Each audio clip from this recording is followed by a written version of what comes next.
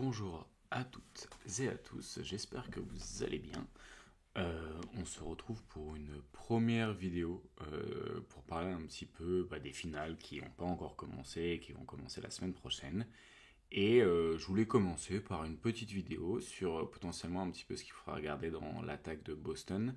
Et je voulais prendre l'exemple de ce match qui a lieu en février entre Dallas du coup et Boston, où Boston a passé beaucoup de temps à attaquer Luka dans le quatrième quart-temps. Donc on va regarder un petit peu de quelle manière, pour quel résultat, dans quelles circonstances. Donc là on commence avec au début du quatrième quart-temps avec Cornet sur le terrain comme poste 5. On va voir ça va changer au fur et à mesure du match. Et du coup on voit déjà clairement que le but c'est d'attaquer Luka sur l'action. Donc pour faire ça, c'est Jrue Holiday qui, du coup, on l'a beaucoup répété là pendant les playoffs parce que c'est souvent utilisé comme ça, mais c'est un très bon poseur d'écran. Et du coup, sur une sorte de get action, donc une get action, c'est un pick and roll où le joueur dribble pas. Donc là, par exemple, au lieu de venir dribbler et prendre l'écran de Jrue Holiday pour obtenir le switch, il passe la balle à Jrue Holiday et il va bien la récupérer comme ça. C'est une get action, c'est une sorte de end-off dynamique ou un pick and roll sans dribble. Donc voilà, bon bref. Et du coup, ça permet d'obtenir le switch. Comme on a vu aussi sur la vidéo précédente de Boston qui attaque par les côtés, on remarque encore cette fois que Boston passe par un côté pour attaquer Luka Doncic. Et ce qu'on va voir, c'est que la défense de Dallas va vraiment se contracter autour de la peinture.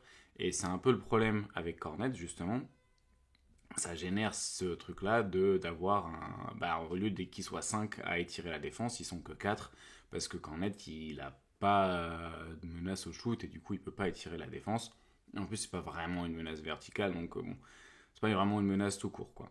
Et là, ce qui est intéressant, c'est quand même la faculté de passe de Tatum qui permet en fait de... En fait, il y a le dribble puis la passe à une main.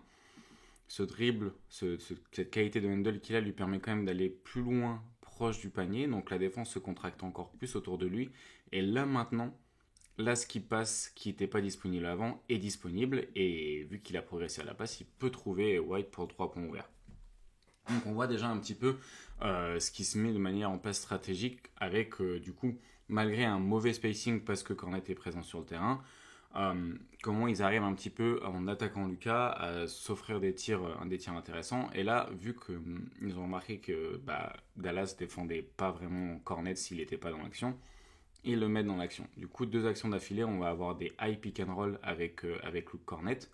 Donc là, vu qu'on a du drop de Lively, il peut Derek White attaquer dans l'espace et au final, les stunts des joueurs de Dallas peuvent pas être trop agressifs parce que ici on a Tatum, là dans le corner on le voit pas mais on a Pritchard et du coup tu peux pas faire un stun trop agressif pour venir gêner White sur le drive et du coup petit flotteur pour punir justement le drop et le manque de stunt. Du coup là il y a Maxi Kleber qui rentre pour du coup ne pas faire de drop et du coup toujours défendre sur le pick and roll de Cornet. On retrouve encore une fois un high pick and roll au milieu du terrain et cette fois vu qu'il n'y a pas de drop on fait autrement et on passe sur du short roll. Et là, ce qui est intéressant, c'est que du coup, c'est pas un très bon passeur Cornet, mais Horford ou par exemple Tillman sont des bons passeurs sur short roll et ils peuvent encore mieux punir que ce qu'a fait Cornet ici. Donc ça peut être aussi une alternative en utilisant des intérieurs. Mais là, ce que fait Boston, du coup, c'est qu'ils vont jouer sans pivot, en fait. Ils vont jouer sans pivot à partir de maintenant. Donc vous voyez, vous avez Pritchard sur le terrain. Dans le corner là, si je dis pas de conneries, c'est Jalen Brown. Vous avez Derek White ici, Jrue Holiday, Tatum. Vous n'avez pas de poste 5, vous n'avez pas d'intérieur en réalité.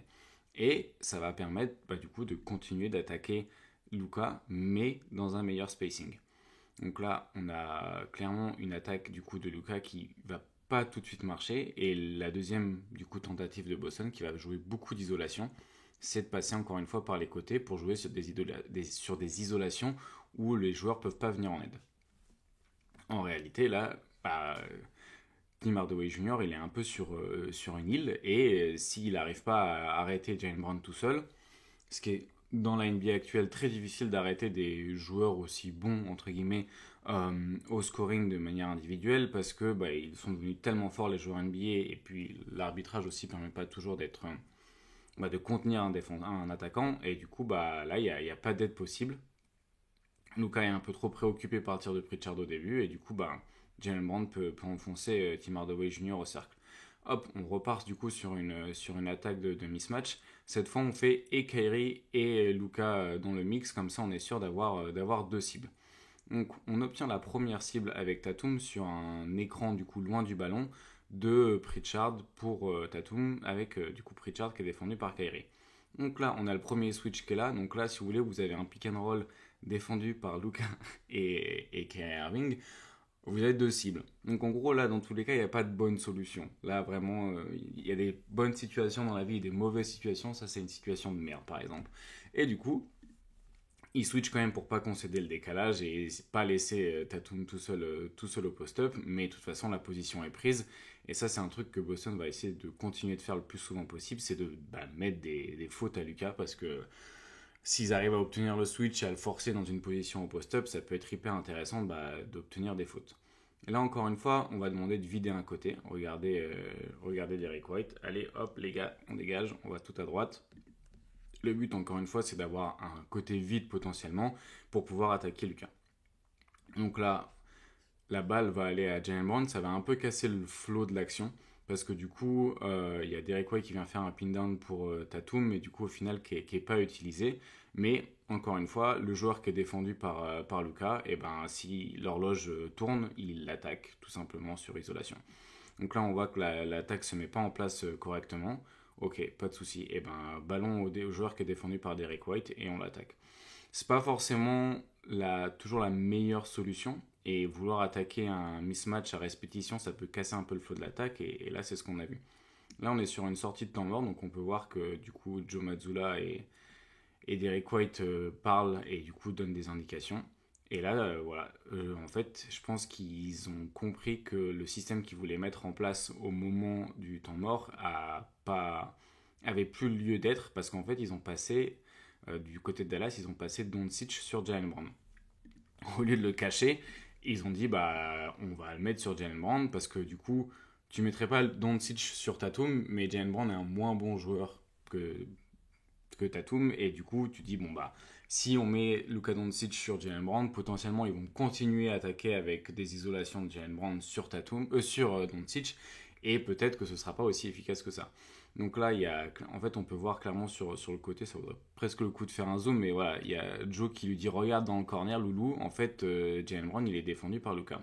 Du coup on attaque Luka.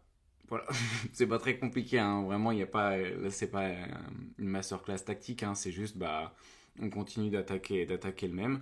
Là, je sais pas pourquoi, mais Tatum va être défendu par Luka, et regardez, du coup, vous avez clairement, du coup, les joueurs qui indiquent aussi de remplir un côté, d'en vider un autre.